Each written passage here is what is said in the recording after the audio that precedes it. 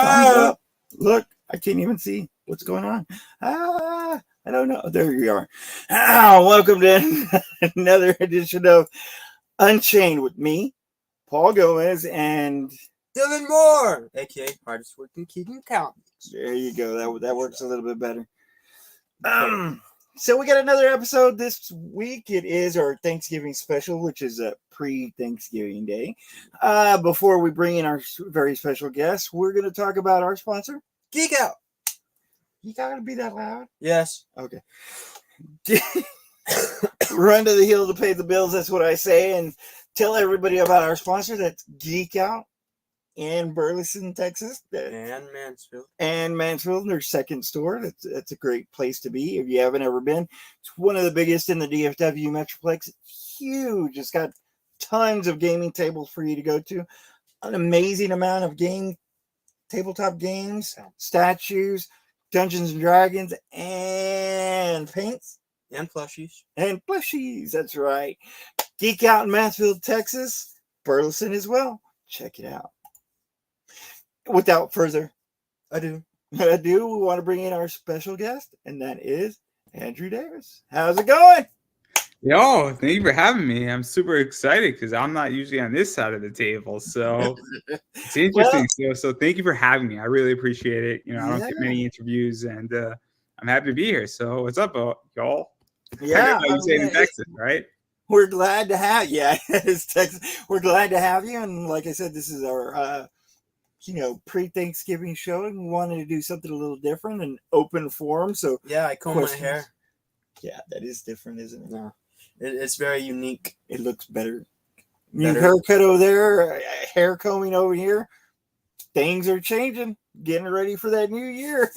But this is going to be an open forum. We're going to just chit chat, ask questions back and forth. Nothing is off limits. Fun stuff. If anyone's out there, I don't know if we can see any of the Facebook comments, but we can definitely see you on YouTube. If you have any questions, let us know. But we'll be bouncing questions back and forth. Andrew, where do you want to start? Oh man. So we should probably start with something very, very simple. And I'm going to ask you a question because I'm going to take it. What do you think the score is going to be between the Cowboys and the Commanders? Because I still have money to put on them, and I do figure that maybe I could use some advice because I am betting the money line, but also to cover. So I don't know where you feel the score is going to be. Well, I think it's Thanksgiving, Thanksgiving Day game. So I think it's going to be a good one, and I'm hoping, obviously, that Dallas is going to win. I'm thinking it's going to be a 7-point in Dallas's favor. I don't think it's going to be a runaway like, North Carolina was or anything like that. But I think it's going to be Dallas by 7. That's what I think. But that's just my opinion. I don't know. In which that I might just stick with the money line, but I agree that Dallas is going to win. I mean, I think it'd be very upsetting if Dallas didn't win. I think there would be something fundamentally wrong with the Dallas's offense and defense if they did not win that game because the Commanders are not that good. That doesn't mean they won't be good. It's just that team needs a lot of work. That team needs a lot of work, but not as much as the Giants need. I think keep that in mind. I'm a Giants fan, everybody. Everyone tries to step up on things. That's why I'm saying I think it's going to be closer than a normal one would. And like I said, Dallas by 7. I'm definitely hoping that my team Dallas goes above and beyond. But it is Thanksgiving. They might get full.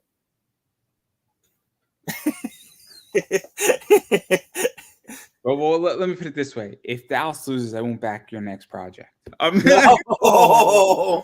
Okay. I would there's real circumstances. There's real consequences here, everybody. That's right. Paul's next project's money is on the line with Dallas.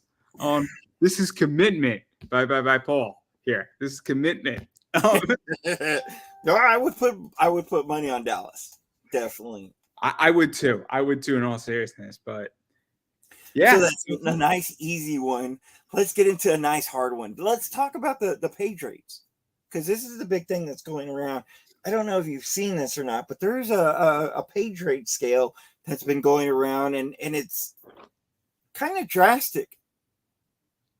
I think some people added it up and said that if you went by this page rate scale, a 22 book issue would probably cost you about 14,000. Was that what it was? And I think it's like crazy because I think let's talk about that, because so I'm a huge Avatar Last Airbender fan, and they put out beautiful books. Dark Horse does, and Right. I think those books cost 25,000, around 144 pages, give or take, hardcover. I would say that a graphic novel with a licensed project by Nickelodeon or blessed by Nickelodeon, Viacom, whatever you want to call it, that should run you 25 to 30,000. Yeah, but you're also talking about 100-page books. That's where I'm going, is that so if you now have a 144-page graphic novel and that ran you on the cheap end 20,000, we're talking 4 to 6 issues. That seems more reasonable on a page rate. But we're also talking about Dark Horse. We're also talking about top artists. We're also talking about people who have been around and they know what they're worth. And also no company's cheaping out on that. So when we go to indie, though, that because that's where we got to be, is that everybody has to understand that if you're a brand new artist, you can't charge what $300, $400 a page rate, or even $200 a page rate. And I think there's some misinterpretations on this. A lot. But I mean, look, I don't think that the cover price was out of line. I don't I think it was. I think it was way out of line. Everything about this page rate thing was out of line. Can we pull it up? So I mean, we're going to disagree slightly on the cover position, because I think certain covers, obviously depending on who you're hiring, but we'll use Greg Bo Watson because I don't think he's going to mind. He charges around. That's a name. That's a name. We're talking about on this scale. It was talking about rookies, people barely being into it, amateurs. So you're talking about a name. So let's not talk about names, though. Fair enough. But I actually don't think so. I mean, let's break this down a little bit. So I don't think the lettering was absolutely ridiculous. I think it was a little high, but I don't think it was out of position. I think it was maybe 40% high. I do. 40% high. Okay. So let me tell you how much my comics cost. It's about. I don't want to. I'm curious. I know. I'm trying to find that scale so you can see it. My books cost about $3,000 a piece for a 22-page book. That is all the pages. That is at least 2 covers. That is editing and lettering. $3,000. So you're talking about $14,000. I think everything on that page rate scale was wrong. So I mean, we can agree to disagree. I agree with about 80% of you. I think that because, and the reason why I'm going to put a caveat, I think though that what has happened in indie, because I don't think we're talking about DC, Marvel, Dark Horse. I think I think on the indie scale, because once you go to DC, everything is corporatized, and once you put an agent booking you on a comic book, it's a different position completely. So I'm purposely tabling that. So if somebody was making 125 writing a comic at DC, I don't consider that to be fair game. On the indie scene, because I think what's happened with this argument is that people have taken indie and they have made it into DC, or they've made it really corporate and they made it professional. So you're talking about professional, you're talking about DC, you're talking about Dark Horse. But in this, it was talking about entry level. Yeah, see, I didn't read it even as an entry level. So maybe I'm coming in wrong, and I'll be the first person. I read it very differently, where I viewed it where it was Harris Comics, and from my understanding, Harris Comics is not an entry level position, because that's I mean, are we talking about the same thing where it was the guy from Harris Comics put up that whole thing? Because I don't think Harris Comics is rookie league. No offense to anybody who's a rookie, and I don't mean that in a derogatory term. I view that as sort of mid-card, maybe lower mid-card, but I didn't view that as a rookie position. Because if you're a rookie, 125 as a rookie, what, are you kidding me? I mean, and I'm being as civil as I possibly can. I agree. But I mean, that is, I mean, if you're talking about entry level and you're talking about mainstream, there's a definite difference. But again, most of these we're talking about entry level. So if you're talking entry level, we're talking about 3,000 compared to 14, and you're talking about so much of a difference. I agree. I agree. I have no idea. I mean, I'm reading the comments and I could see them. I have no idea who Harris Comics is. And by the way, I mean, I know a little bit about them. I don't know anything beyond what their best-selling comic book was, so I can't answer that. But I do agree on Right. parts of that. So I mean, another thing I want to talk about this is because a lot of people kind of bring this up. You know, I talked to Philip. I forget his last name, and I'm going to butcher it right. Philip Russell. Russell or Russell. Yeah, that's Russet. And so Russet is the one from Long Island, right? Yeah. He was saying that he's a great guy. The 22-page book was about 8,000, and I said no. You know, I got it under 3,000. He was like, "Well, it depends on the quality," and I'm like, "Have you looked and seen my books? Because I'm not trying to say that my books are great or anything, but they're store shelf quality. They're better than at least a quarter of the stuff that's out there." Okay. Again, I'm not trying to blow smoke and try to say I'm going to challenge you. I'm going to challenge you in a polite way.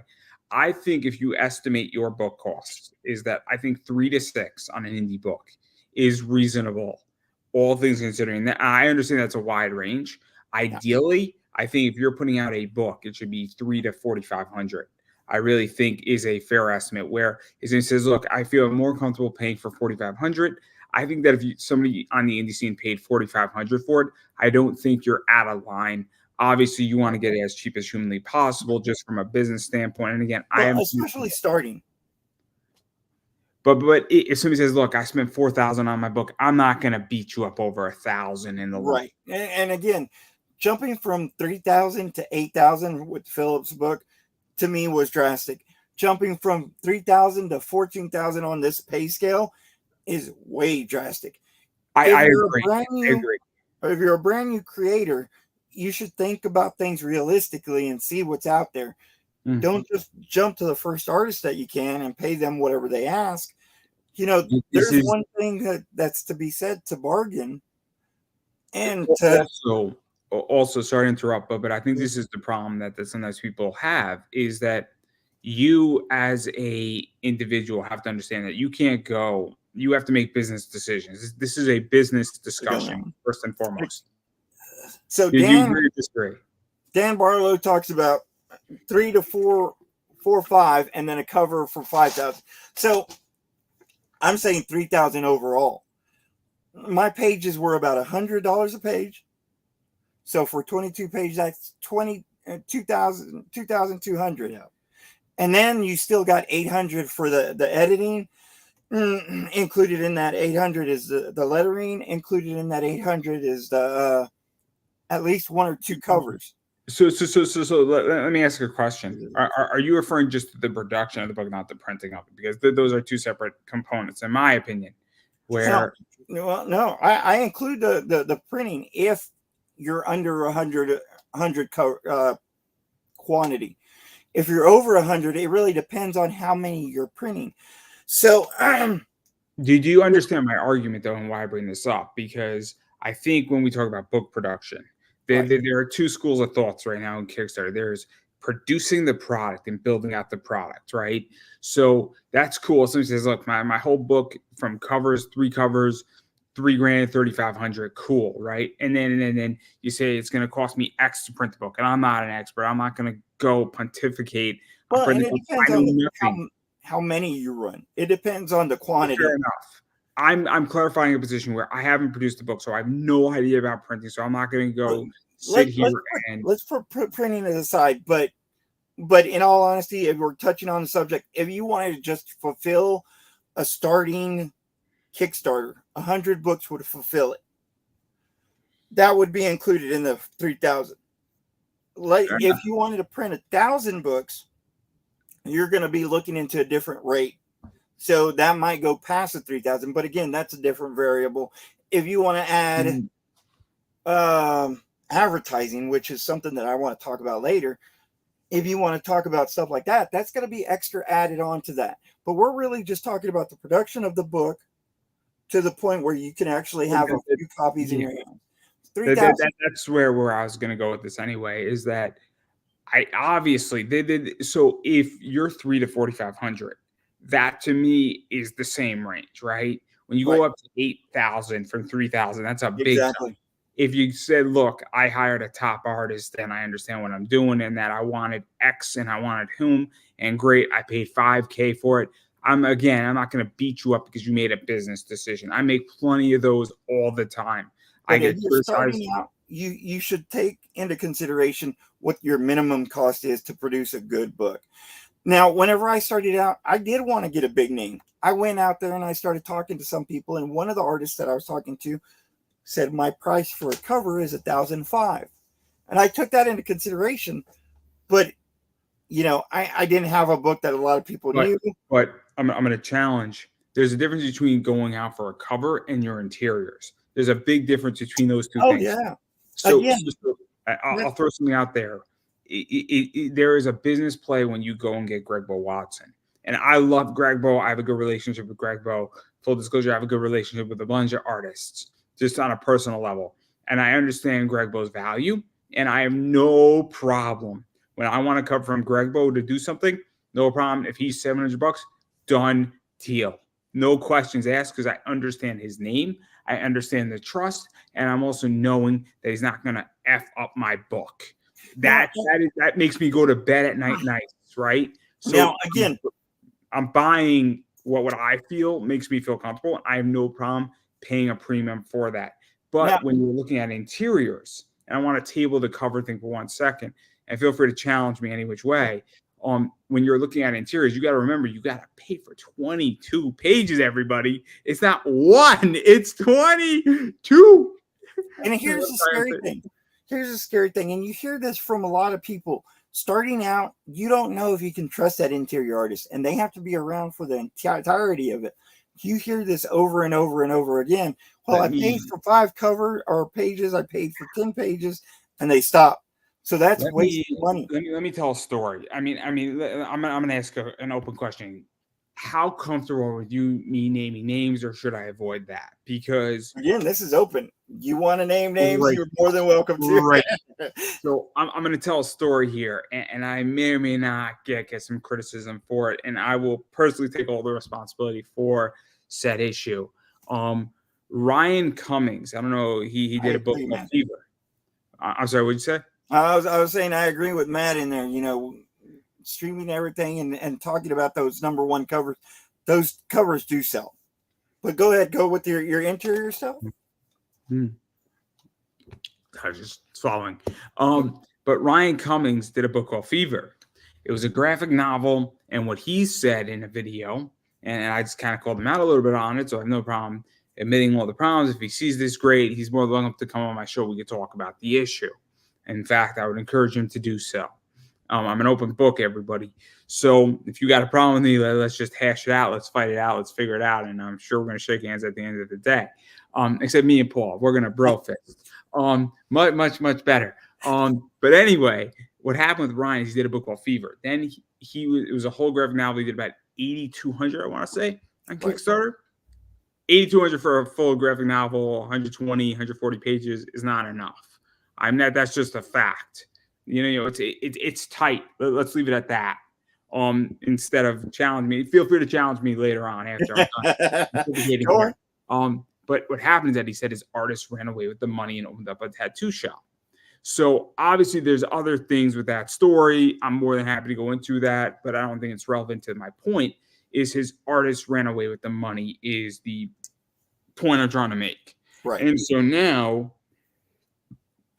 he has to figure out that book. He's obviously messed up that book. We can talk about that all you want. I mean, I go on a soapbox here, there, whatever it is, but that's a real issue, is that trust in this industry is so complicated. There are very, very few people. I mean, I've had issues I'm going to tell another story. There's somebody who is a booker who I will not work with because half his guests have not showed up to my show. And I'm not making any money from him. He's charging his clients. They don't show up. to my show, and then I'm out $200, $300, $400 in sponsorship money, and I'm like, bro, what happened? You got to realize that you just cost me $300 in sponsorships. Now I got to go back to my sponsors and say, hey, I don't have something for this week. And now my sponsors are like, yeah, man, you've been good to me and all, but now I got to go make it up to my sponsors, give them free ad spots, and cost me more money. So trust is a very complicated issue. It really is. And we could definitely talk about trust, but I want to steer it back a little bit to this price list. Because we were talking a little bit about the covers. Okay. The covers for this were what, 1,000? 1,000 for hand painted. And then 550 for regular. So I thought it was 500. I thought it was 500. Maybe it's 550. 550, 500. It's still just it doesn't matter. It doesn't matter. Okay, so my number one cover, the cover that sold the most for me, and I'm not talking about hundreds, I'm talking about a little bit more than hundreds, didn't cost me anywhere near 500. Now, do I feel that I underpaid my artist? Maybe, but that was a certain payment that we agreed on, that he was comfortable with, that I was comfortable with, and we didn't know it was going to sell as many as it did. So now, if you're spending 1,000 on a cover, it's not necessarily gonna sell that many. I had 2 covers on my second book that I spent over 500 on and didn't sell as many as the cover that sold over hundreds. So it's really a gamble.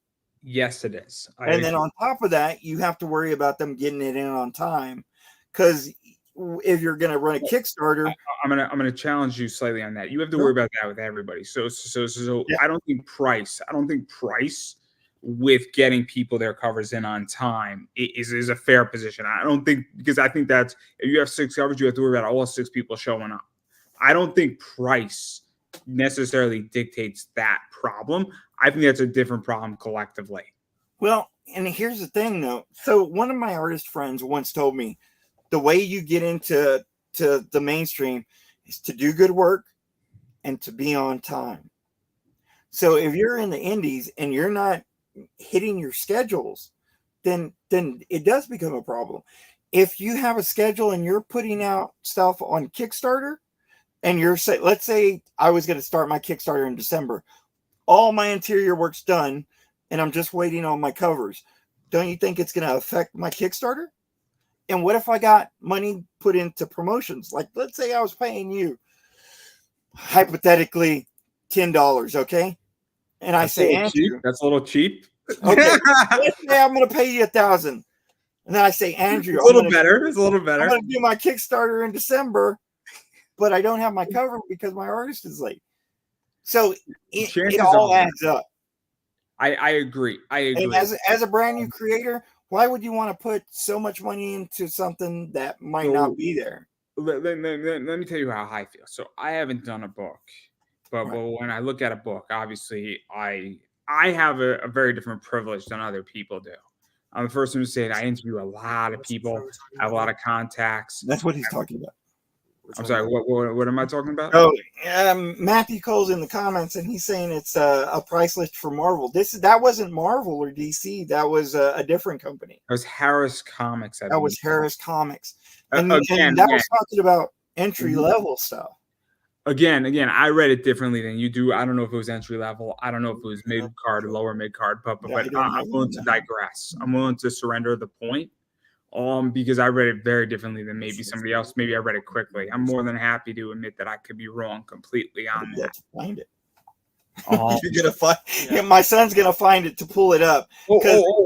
I'm the first person to say I read it in a particular way, and I could have misread it. I just want to make. Right, and I agree. I mean, like I said, I believe it's at entry level stuff, and I think most people were talking about it being entry level. I think I agree. It wasn't Marvel or DC. It was definitely something else. I definitely agree, and also I think that, but also, I mean, look, Marvel and DC might be paying that too. It all depends. But I agree on certain things. Well, I mean, if you're paying anywhere near that, you definitely are a little bit more professional. But if you're talking about entry level stuff, like I said, whenever I was talking to other people, they talk about it being 8,000-9,000 to start a book, and I say it's not. It's 3,000. 3,000 is the baseline, and like I say, my stuff isn't the greatest in the world. There it is. It's on your screen. It says minimum amount, but like I say, if you're starting out, 3,000 is a good jumping off point. That's to me. So me and another person got into it a little bit.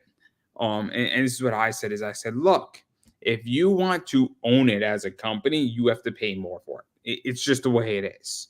Well, but if you're building up, and here's the thing, if you're building up, what you need to do is figure out how much you're going to put into comic, how much you're going to put into other stuff. Because whenever you're starting out, and this is one thing that I don't think a lot of people understand. When you're starting out, you got to put some money into promotion.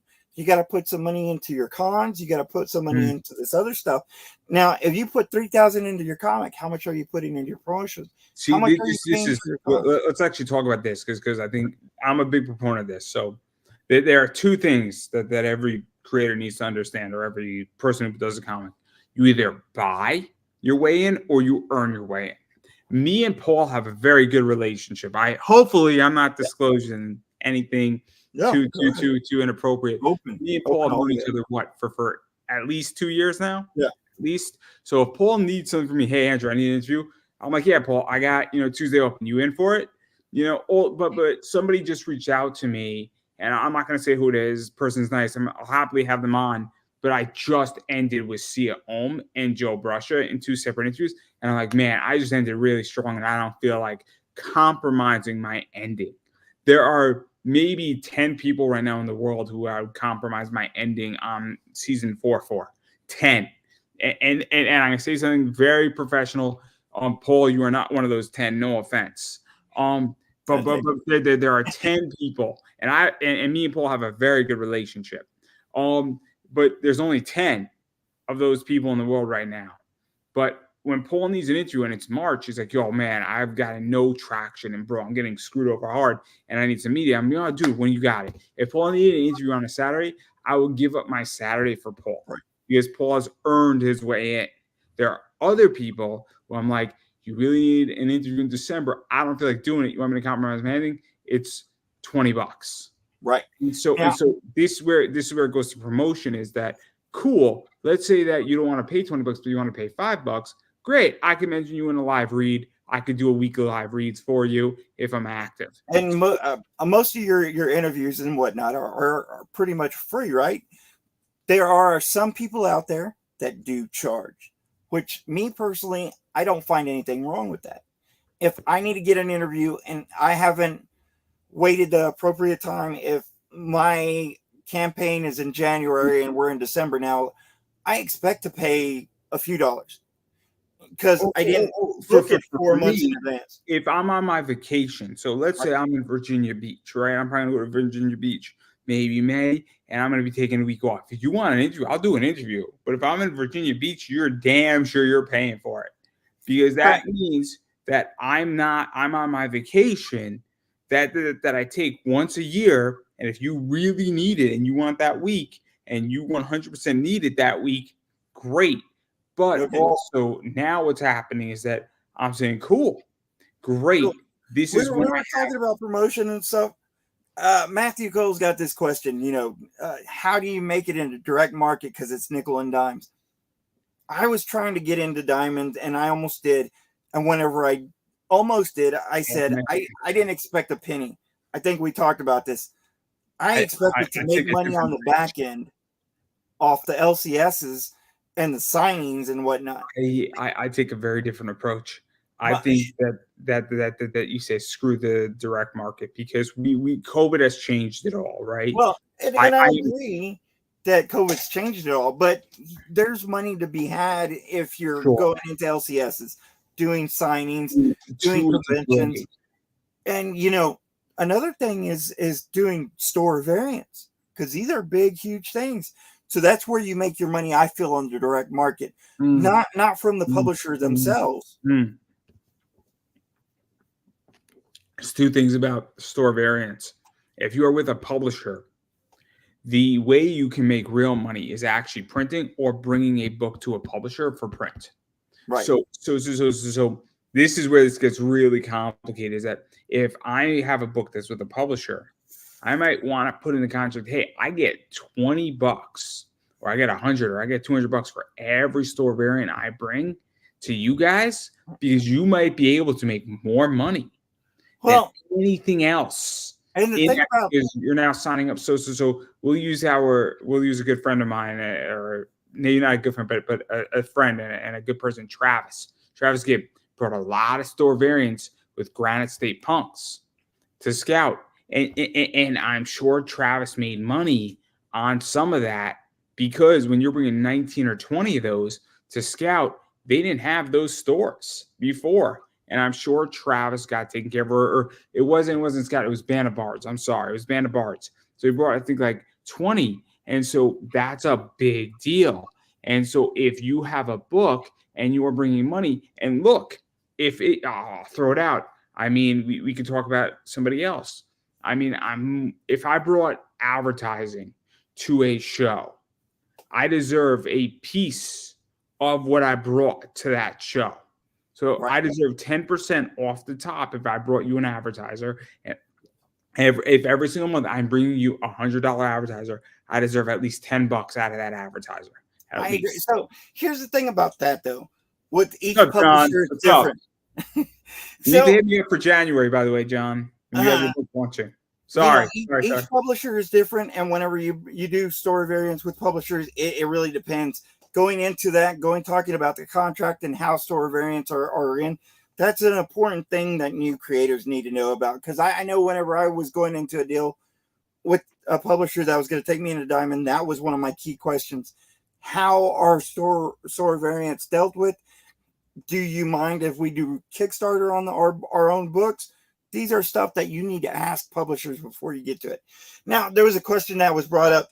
Who is Andrew Davis? Andrew Davis is an observer. He's also a YouTube host. He runs I'll quickly explain who I am, just so everybody's understanding. So I to answer your question, I have not produced a book. I sell a lot of comics. And last year I sold about $85,000 worth of comics, collectibles, cards.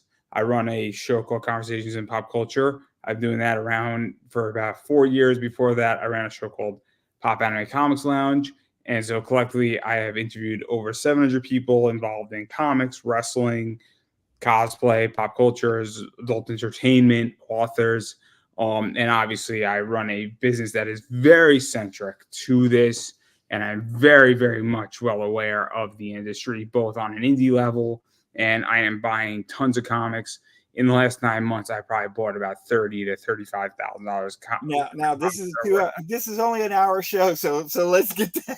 They're worth probably about $90,000 to $100,000 right now. The reason I bring Andrew on is because he's a good friend, and I trust his opinion on things.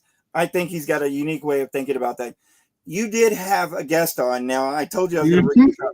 You did have a guest on who talks about the industry and critiques the industry and talks about a lot of what creators should do. To me, I don't know if he's made a comic or not. I want to address one thing with Matthew Cole.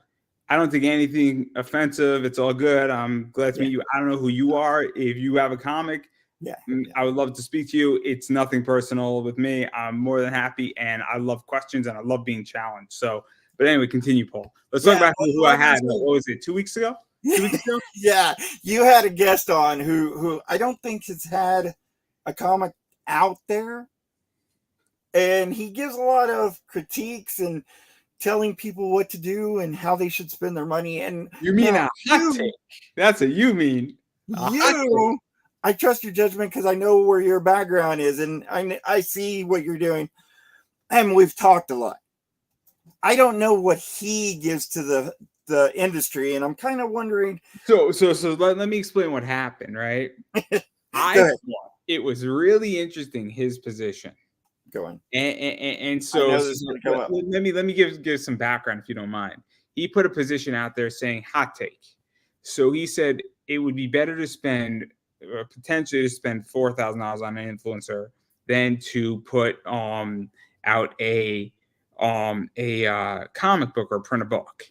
And I thought it was a fascinating position to talk about, and I think we spoke about it, and we had a 2-hour conversation about a lot of things, and I just thought it was an interesting position, and I'm like, this is interesting. It is interesting. Let's talk about it. And again, it was a very free-flowing conversation, and so that's what I thought, and I thought he made some very interesting points, and I don't disagree with certain positions he made. I thought he threw some interesting stuff out there, and I thought it added to the dialogue. And I also thought, and I'll be very honest, that this industry, and obviously the guy knows what he's doing, right? He puts it into groups that he knows are going to create contention. A lot of people do that. Let's call it what it is, right? I mean, you and I both know like 20 people who do this all the time, and it's drama creating. Why though? This is what I'm asking you. Why? If they don't have a book themselves, why are they putting stuff out there just to get responses? Because we're all attention W's. I am picking my words nicely today. Okay, this guy said that you should put $4,000 or $5,000 out there in advertisement before even putting that money into your book. I'm going to correct you. So you put the word advertisement. He said influencer, and I view this. I view it differently. Here's why. No, but this is crucial. I really do think. Because I think influencers less than advertisement. I'm sorry, but go ahead. So I view an influencer in a very different way. So I view advertisements as an ad, as a live read. An influencer to me is that you're putting a person behind it. You're putting an endorser behind it. Versus when I read a live read on my show, it is a live read. It is an open live advertisement. So when I buy something, what were you saying? Which one do you think is better? I mean, it depends what you're trying to do. I really do believe that. So with my first book, let me explain, right? So we're going to use somebody that hopefully we both are impressed by. Logan Paul. Hopefully we're both impressed by Logan Paul. I think Logan Paul is a fantastic individual. Now, y'all, you said this on the show, and I kind of thought to myself, $5,000 wouldn't buy you 5 seconds with Logan Paul. I agree. We were using that as a hypothetical. So let me give you a real life scenario. My first book came out, and there was an influencer who got a hold of my book, put it on their program. Thousands of people seen it. Do you know how many people backed that book from that time frame that they put on there? That's right, one person. Let me throw statistics out because I don't disagree. And I understand. So Jessica Nigeri has 4.9 million. What do you think her engagement rate on Instagram is? Throw me a number. What would be a good engagement rate? Let's start there. For who? For her? Jessica Nigeri. What would be a good engagement rate? I don't know. 500,000? No. Percentage wise. It depends on you're talking about daily, weekly, month. Let's say daily or one in a month. What I mean, it doesn't really matter. Daily, monthly, whatever it is, it doesn't really matter. What do you think her engagement rate is? About 25%? Nope, it's like 3%. Okay, but again, that her numbers are so high. But that's the thing, though, right? How much do you think she would charge, though? I don't know what she charges. Well, but let me explain what happened. This is really important about cosplay. So what happened is that Hot Topic used to work with all these top people who had 1 million Instagram followers, and they actually dropped down to going to 15 to 10 to 25,000 in that area because those people have a higher engagement rate. But again, is it an engagement? Let me finish. So Hot Topic has made a conscious business decision to say we would rather endorse people who have a lower following but higher engagement rate because it creates a better ROI. And so this is where this becomes a really interesting position, is that you have to evaluate, and it goes back to my point, because I knew we were getting here, right, by the way, is that it's either you earn your way in or you buy your way in. And this is where it gets very complicated. When you have to go, and there's nothing wrong with buying an influencer. There's nothing wrong with that. That is a very different business strategy. I don't think there's anything wrong with it. There's nothing wrong with buying your way in. It happens. You know, so let's say I was a life coach, right? I would love to buy ad spots on Tony Robbins, right? If I'm a life coach, he has a podcast. No question about it. It would be a good use of capital, but it's also but it could be just as valuable for me to also slowly earn my way in and be interviewed by Tony Robbins. Might be even more powerful. So it's complicated. How many people who are starting out do you think has that much money though? But I agree. But again, they then have to earn their way in.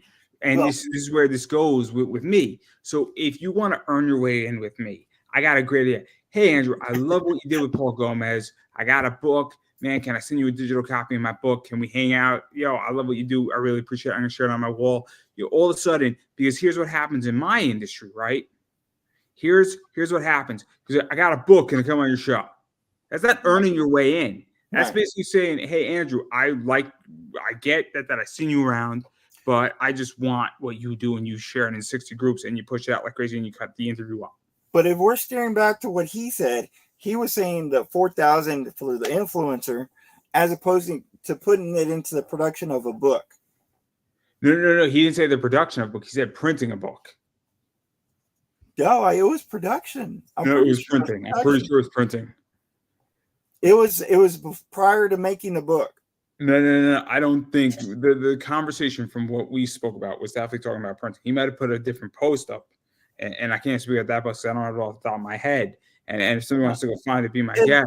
And I still think printing the book is more important than his theory. His theory is the following: is that you basically drive traffic to someplace like Amazon that'll print your book for you, and then the person can order it. That's somewhat what he was thinking along the lines. And I don't want to paraphrase him. Obviously, people can go watch it. And it's a very different position, and you can agree or disagree. But that is a very different position where you're driving traffic to. Well, and again, let's take that as an example. Let's say that you're putting that $4,000 into the influencer after the production of the book. I still think that money is better used other places. And I think that a lot of people are detached from understanding it because they had you on.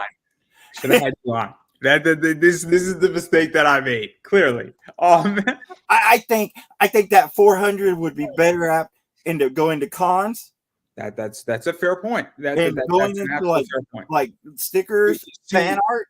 The way I labeled the episode is the deployment of capital, because let's call it what this is, right? So let's say that. So I deploy my capital in a unique way, right? So I have X amount of capital, and then I pick and choose. So I'm going to take a slight detour, but I think it's going to prove my point, hopefully, is that I have X amount of money in my business and a surplus. After I take a distribution, where the basic premise of the way I run my business is the following, is that so I'm going to get to that question in 1 second. Yeah, go on. So budget. So the way I run my business is that I buy a book for 20, I sell for 60. So then after everything is said and done, after I pay myself back, I have about $16 for the most part is my profit. But I take the $20 that because that's my profit and that's my pure profit. The $20 then can be deployed into a new book. And so obviously that is a redeployment of capital. There's a lot of tax benefits because that's a return of capital. You're basically taking it and rolling around. That's what I did with my first book. It got to the point where it was so profitable that I spent it on my next 2 books. Instead of going to marketing other than cons, it went to the production of now I could take that $20 and run a Facebook ad. I could redeploy that capital in a lot of different ways. I choose to buy merch with that capital. Now, sometimes I might make a complete exit out of a book and use it to pay down debt. There's a lot of decisions that are made because I sometimes say, cool, look, I have an overcapitalization of debt in my business. where I've had, obviously I just went through a pretty massive expansion, so I have a lot of debt on my business, to myself. So essentially I borrowed from myself. So sometimes I will take a book and I'll say, look, I just made $300 on this book that cost me $50. I'm going to take that $250 and lower down my debt But capitalization. again, an eBay company or an eBay store compared to running a created IP is different. So whenever he talks about sinking the money into an influencer is a gamble. It's a big, huge gamble. And like I said, I have my book on an influencer without having to pay it. I'm not saying that this isn't risk free, and I don't think anybody. No, but it's huge risk. It's not kind of risky. It's not a little bit of risk. That's huge risk for somebody like him who doesn't have a comic out there. I think it's a detachment, and for them to suggest that that's the way it should go. I mean, look, we had a fun conversation. It was a great time. I really enjoyed it. I thought there was merit. I thought that the guy has been, I think that a lot of times people attack without asking questions. I think and I'm not attacking. I'm asking. Oh no! You're absolutely attacking. No, I'm just joking. Because he even made a show talking about not going to LCSs, and that's kind of one of my big red flags. He made a show about not going to LCSs, and I'm like, LCSs are a great place to be for comics. But you and me have spoken about this, and we'll mention stuff. I mean, you've been on a show where people are like, I'm done with LCSs. So he's not the only one. He's not the only one. So, and I'll tell them too. I'm like, if you make a comic, why wouldn't you be at an LCS? Why wouldn't you help them out? I mean, helping you. I've said this before. I go on people's Kickstarters. They say, I only sell LCSs, retail packages. And I'm like, I want to buy a retail package. Like, what the hell? Like, and then I'm like, great. You don't want to sell me one? Cool, man. I would love to. I want to buy retail packages from indies. And guess what? When you say I only sell to comic shops, you need to be a verified comic shop, I'm like, I guess you lost my business. And I go to the next one. And I wouldn't say just LCSs. I've had an exclusive that was on Whatnot, and it sold out. I mean, it sold out in a day. So I was appreciative that these 3 Whatnot shows came out. Let me tell a story. So I want to buy retail. I was speaking to somebody. I don't want to mention who it was, and I was terrified to ask the question because they wanted to sell me 50 of them. Or maybe not 50, 25. And I said, look, my shop can only handle 15 books at the moment. And I said, could we do 15 at that same price point or a little bit more? I was like, yeah, man, we could do that. I said, I'd like to test your market. So and that's something that sometimes can be very complicated in my regard. And so that's I mean, it is hard to know where it's going to sell at. Whenever I didn't want to be offensive to saying, look, I can only handle X. You wanted to do 50, and I said, dude, I can't handle 50 books. Right. And shop right now, I could do 50. And I was like, that's Mark. I was like, yo, dude, that's not offensive, man. You're telling me what you can do, and you want to do business. Yeah, man, we could do $750 a book for you, no problem. Whenever I talk to creators, it's like, if you're going to talk to an LCS, each one's going to be different. The way to get into each of their stores is going to be different. Some want to do, they'll buy 5. Some will buy 10. Some will be, we only take stuff on commission, not commission. Consignment, commission. Consignment. And again, some stores will be different. I've had one store that asked me if I take trade. To get my book into stores, I would take trade. Whenever this Whatnot came to me, they were, we only want to do about 10 or 15. They ran a show with 10 or 15 and it sold out. So they're like, hey, we want to do a show with a bigger number of your comics. And I was like, we're more than welcome to. So even with an eBay store, you don't know how it's going to do. Now, Matthew wanted to know about. I do want to answer his question. I'm sorry that we didn't get to it. No problem. So, what would your budget total be for a 24-page book?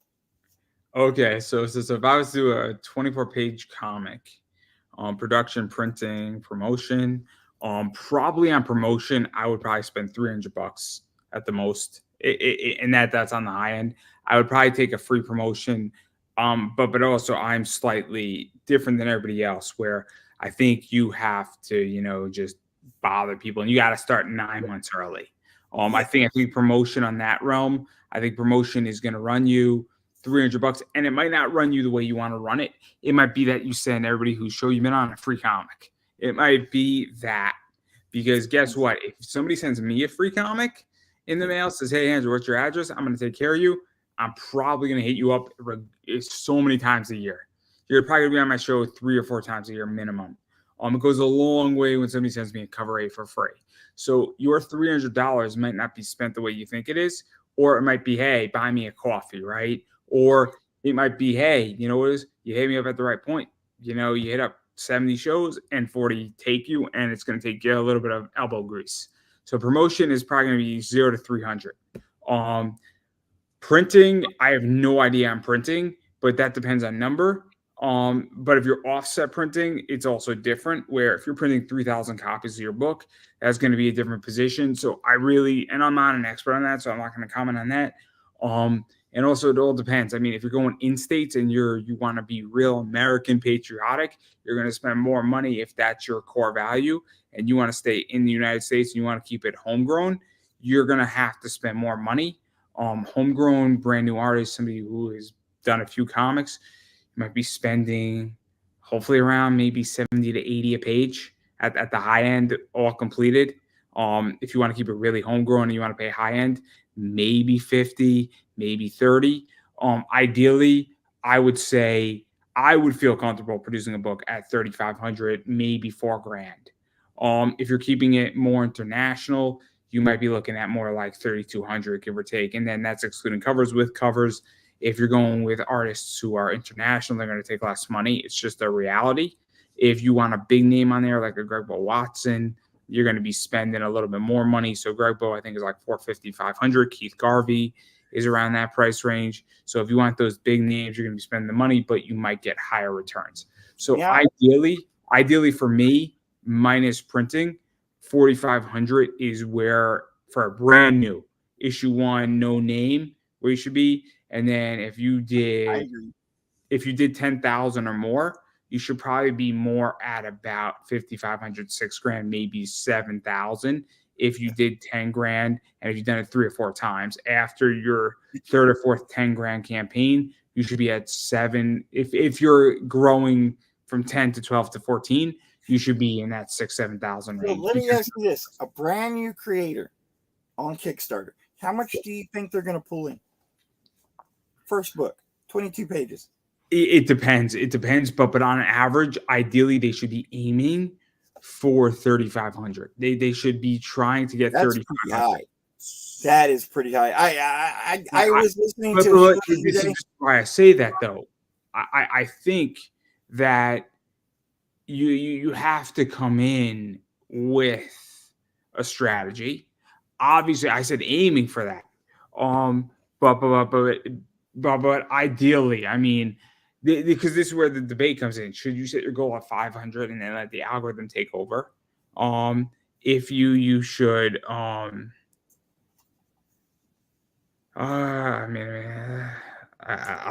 Dunn's great. I love Ben. But I was listening to a show the other day, and they were saying about 1,000 to 2,000 is about the average for the first campaign for a brand new creator. Now, we've talked about how much it costs, and we've talked about who should be commenting. We're hitting the hour mark, so let's change the subject to a little bit different. No, I just want to make it clear I am a Taylor Swift fan. That's all right. Hey, her and Travis Kelce, guys. My hair is like Travis's right now. He's great. I hope they have beautiful kids. Is she going to be Dazzler? Is Taylor Swift going to be Dazzler in the X-Men movie MCU? Oh, I don't know, but I don't think. I mean, all Travis Kelce has to do is give her one of his rings, and that's a perfect. He'll win a third one. Who are we kidding? Mahomes and him are going to win a third one. Who are we kidding? He should propose her on the 50-yard line too. I mean, come on. He's not going to do better than Taylor Swift. I'm rooting for them. I'm rooting for them. And we should I all be think my rooting for them. first campaign barely hit 1,000, so it was kind of like, I got lucky, I think. But that's I'm just, expecting comments about the Taylor Swift thing here, guys. Where are all the people in my sport of Travis Kelce and Taylor Swift here? I mean, this is what I care about. Who cares about anybody's campaign? This is what we should be talking about the whole time. I care about wrestling. They got a big wrestling match coming up this weekend. I mean, Drew McIntyre and the Judgment Day. Come on, guys, that's brilliant. That's brilliant. Yeah, but I mean, it's all proud. What other stuff do you want to talk? Do you want to talk about Comicsgate? Do you want to talk about Ben Dunn? I mean, this is my take. Is that my take is simple. Kickstarter is a private company. They can do whatever they want to do, and I think it's all been worked out. But I believe private companies have the jurisdiction to govern however they want to govern, as long as they're not breaking any civil law. And if they made a decision, right or wrong, that's their call, and that's the end of that. And now I think the whole thing got blown out of proportion. I don't think Ben Dunn's a pedophile. I think Larry and Tyler covered it perfectly. Where when you play with things that are fire, Ninja High School, Tomorrow Girl, 9 times out of 10 you're fine. The 10th time you get caught, you got to take like a man. I'm sorry. But I think the people who were beefing it up were people who beef up a lot of stuff. I think the majority of them to some degree, but I think that there have been people who really weren't beefing it up or were very concerned about the issue. All I'm saying is Mr. Dunn has been in the business for how many years? And to go after him the way they did, that was I'm going to call it out, though. He definitely played a little bit of a victim card, I think. I do. And look, you got caught, man. You got caught in a position 1 out of 10. It's going to happen. And guess what? You got to take it like, you got to say, boom, I got caught. Shit. But the other 9 times, I didn't get it. I got away with it. And I think it's also an issue where Tyler said in Japan, they have a different view of this than in America. And guess what? You got caught on the 10th time. It's kind of like if you commit 9 bank robberies and you get caught on the 10th one, but you stole $90 million, and great, you stole $1 million. Mr. Dunn, right before this happened, he was on my show. He was on my show right before this happened, and I love Ben Dunn. Before the Kickstarter got refused, he was advertising that he was willing to share his character as long as it followed 2 rules, and that was, no nudity and no graphic violence. So I don't think Mr. Dunn was trying to get one over or was trying to do anything. I think it was a simple. There were suggestive shots that I think he just got caught with, and I think that's what it was. And guess what? When you're playing with this, Larry said it really well. Niobe Comics said it really well. When you play with fire, sometimes you're going to get burned.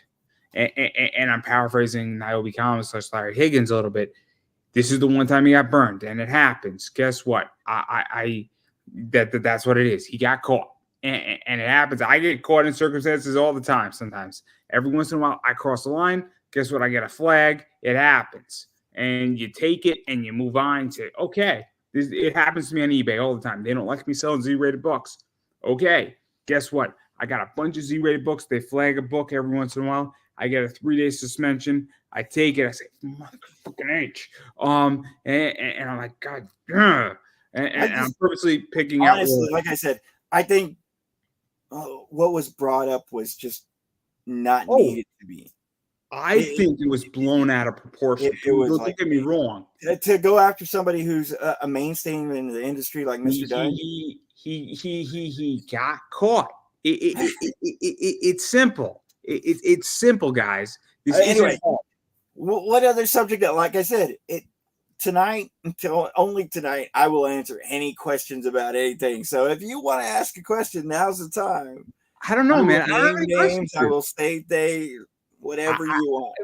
Let me ask you a question, actually. I'm thinking about this, right? Because, see, I don't have any questions for you. I'm an open book. I'll answer anything you want me to answer. If you want to ask me questions, be my guest. Obviously, I have a lot of different opinions than everybody else. Do you think Pops got robbed? Of what? on his last campaign that it didn't fund? I think you ran into a similar problem that I ran into, where I think people are nickel and dimes, spending money on their books, getting hammered every which way in comics. Everybody knows that there was stuff that happened between me and Pops. Okay, but Pops, let me tell you how I feel. You go first. You go first. I'll tell you how I feel. Promotes so many people. I think he had an attainable goal, and for it not to reach that point, I think he got robbed. Let me explain. So I did what Pops wanted to do on my show, and the amount of hate, the amount of freaking harassment I got. I mean, look, this has cost me relationships with people, and other things have too. But I think a lot of people are sick and tired of paying for things, and media is the last litter at the, I guess, to the mother, puppy. For like, how many people does he promote? That's the thing. That's the thing. I mean, let's call out what it is. Look at all the people on that campaign who are helping to run that. How much money did they put in? Let's be realistic here. If we're going to be honest, I mean, we can name them Doc Black. We could look at Steve Tanner Hurley, Lori. I mean, how much money did they put in? Because at the end of the day, I put in $25 because that guy.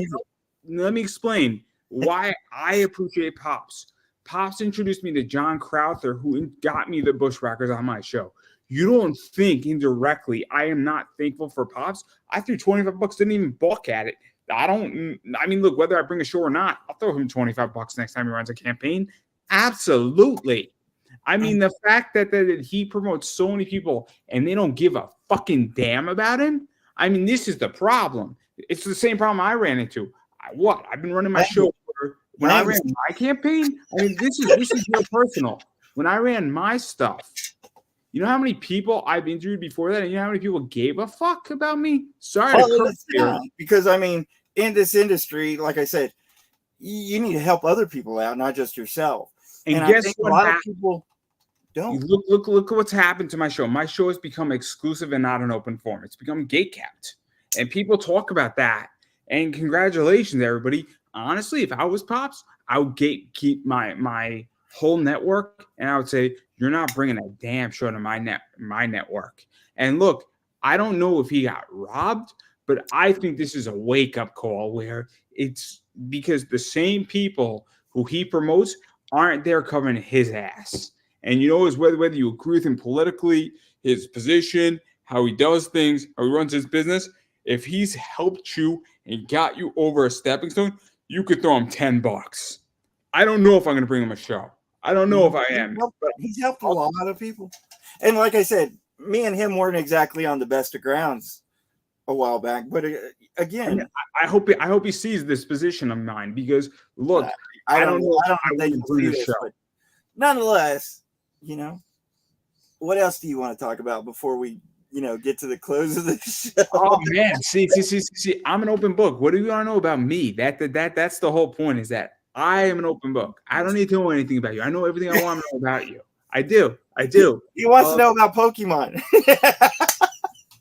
I'm a big Eevee fan. If you'd like to really upset me, tell me Eevee is not the best Pokemon, and that'll be a problem. I'm more than happy to have discussions about that. I mean, Eevee has 9 evolutions now? Possibly 11. It's great.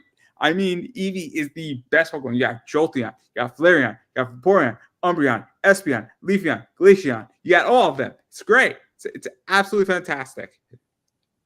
I don't know, Pokemon. You're gonna have to talk to him. Who'd you say? Greninja. Greninja? Yeah, Greninja. Come on, man. Go home. Just go home. We're not friends anymore. Just go home. No. If you said Detox, I would have given it to you. If you said Mewtwo, I would have given it to you. But no, Greninja.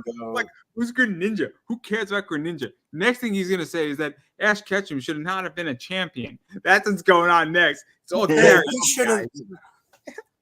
Dan's got a question. Are you ever gonna have a book? Yeah, I haven't. You know what is? I have a feeling at some point I will. But my fifth one's coming out. It's supposed to have been here this past week. We were waiting, but you all know you're gonna have a book, Paul. The question was for me. Fifth. And just to promote it, that's PTSD. Oh my god. Bushibu Circus Mysteries, issue 1 and 2. It's all in the back. Cryptic Haze, and then Prelude to Auroras. That's 5 for me. I'll tell everybody what's going on. I'll loan you one of mine. You can have one of mine, okay? I'm thinking about it, but right now, and I'll be very honest, is that right now I'm running my eBay business, and what's going on is that I'm right now following money, and I'm also taking care of my show and what's going on with that. Your eBay competitor. Yeah. And so obviously right now my hands are full. And I'll be very honest, there are other things that I'm more interested in. I'm a big fan of accessibility. I work in that sector, and I think that this might not be the answer everybody's looking for, but I might write a book on that before I write a comic. Because I think that's where my skills can be lent to. I might write a book on business. I might write a book on comic book investing. I don't know if I'm going to quote unquote have a comic book anytime soon. That doesn't mean I won't have a variant. I'm actually looking at June of 2024, potentially January actually might be on the table to have my own variant. So I don't know if that counts. And if it doesn't, I will take the L with pride. But I don't know if I'm going to have my own book. I thought you were going to have a variant with me. I thought we were looking for an artist. Yeah, that's on the table too, right now. Obviously, I'm on vacation. I'm chilling out. It's not off the table either. I'll be very honest. But right now, I can't say who I'm in contact with publicly because it's not disclosed at the moment. But that's something that I'm definitely looking at because this is kind of the next step where I'm really focusing on my eBay business right now. And so, unfortunately, you got to pick and choose where you want to focus. And it is a lot of work. It's fun stuff. We can talk about fun stuff like this. There you go. So Canto 1, guys, great book. I actually just wrote a piece about this. Really cool book. This is signed by Dave Boer and Drew Zucker. These are really cool. The basic premise is that I think like 80% of these books are not going to be 9.8s. And this is a CBCS book signed by them. So very cool book. I paid for it. Beautiful book. Awesome book. At its height, I think like 2 years ago, it was like $900. And a movie's coming out with this. So keep that in mind. And then my favorite book, one of my favorite books of all time, I got like 6 of them right now, is this bad boy right here. So 4 horsewomen, WWE, Charlotte Flair, Bayley, Becky Lynch, Sasha, and then the Bella twins are actually on this book too. And the story of this book is at San Diego Comic-Con.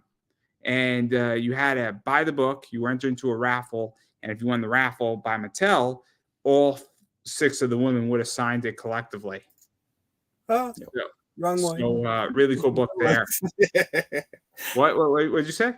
Well, I'm trying to put you on the big screen, and my kid's playing with the controls. So it's a really cool book for those who want it. I don't know how many of these are out there in CGC. But I know there are very few. I think one ungraded right now is going on eBay for like $800 to $1,000. I paid $250 for mine. So no, you cannot have it. You cannot have it. It is in my personal collection. And then this is another cool book. So the story about this book really quickly is I was at AwesomeCon and big Batman Beyond fan. And I was at a lecture before AwesomeCon where Paul Levitz and Dan Jurgens were speaking about Superman 80 years. For those who don't know, I went to Manhattanville College and Paul Levitz was a professor of mine. So I was like, hey, how are you? I'm coming to see you. Cool thing. Asked him the question in the audience. I'm like, hey, what's up, professor? All this is recorded, by the way, and you can watch it. Hey, this is Andrew from Manhattanville. How do you feel about the fact that, well, you were selling a lot of Superman books, you were also doing Nightfall?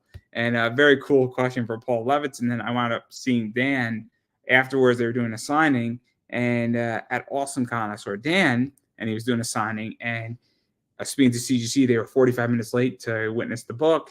And Dan signed it. He sketched on it because I asked him for a stinger the night before.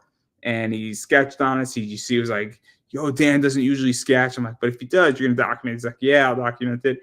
And then his handler, because there's another signature on this book, is Terry McGinnis, who is played by Will Friedle. Dan's handler said, hey, man, you're going to get Will Friedle to sign the book. I said, no, man, I'm kind of tired. Not going to push my luck here. This is plenty enough. It's like, wait right here. Brought me backstage, stopped to Will Friedle's line. Big Eric Matthew fan from Boy Meets World. And Wilfredo signed it, was happy to sign it for me for free. And what I Am Batman thing was witnessed by CGC, graded, and it's an amazing book in that regard. It's a personal book. This will never be for sale.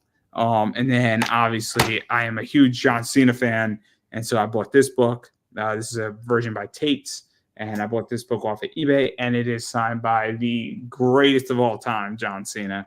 Cool book. I don't know where it was signed, but it's an awesome book, and it's a cool book too. Got this book pretty dirt cheap, $120.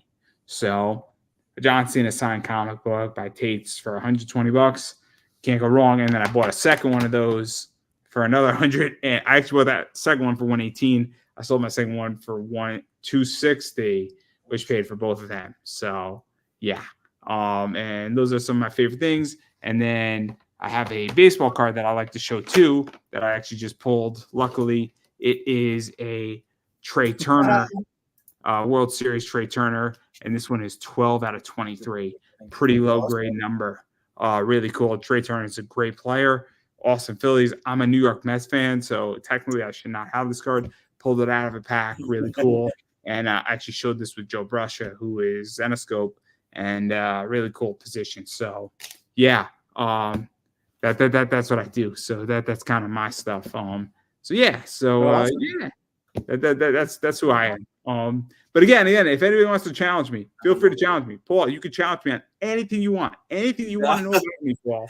Ask me now. You ask me about my sexual preferences. You ask me about what things to win war games. You ask me about I think we're good. I think we're good. We passed the hour.